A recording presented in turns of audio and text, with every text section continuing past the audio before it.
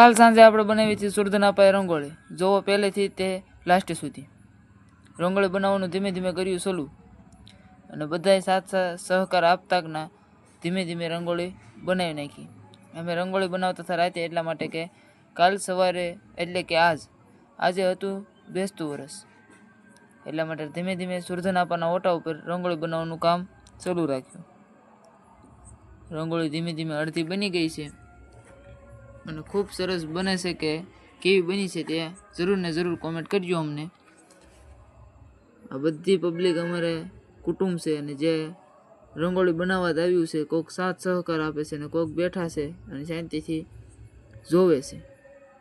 જુઓ તમે કેવી રંગોળી બની તે કોમેન્ટ કરજો. અને આપણે ફૂલડા પણ પાથરી દીધા છે ફૂરધુંદાની પાછળ, અને હવે કમ્પ્લીટ થઈ ગયું છે. કેવી રંગોળી બની તે કોમેન્ટ કરજો. તો નવા વર્ષના બધાને રામ રામ.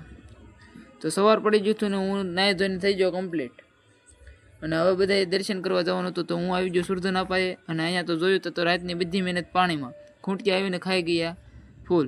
પછી તો બધાએ અમારા કુટુંબી આવી ગયા, ભાઈઓ બધાને રામ રામ મળીને હું આવી ગયો વાડામાં. સવારના વાગી ગયા હતા 9, એટલા માટે બકરા અને ગૌ આગળ. પછી અહીંયા મસ્તી હાલતી હતી થોડી, અને અહીંયા ફોટોગ્રાફી હાલતી હતી. નવા કપડાં બપડા પહેરીને બધા ફોટા પાડવા મળ્યા. પછી અમે ઉપડ્યા મંદિર તરફ, ગુરુદેવ આગળ જઈને વિડીયો ઉતાર્યો.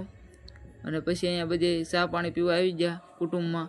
તે વારા ફરતી બધે ચા પાણી પીને તો પછી અમે ગૌ સરાવવા નીકળી ગયા. અને આજે તો નવું વર્ષ હતું, એટલા માટે પછી તોય તે ગૌ સરાવવા જવું પડ્યું.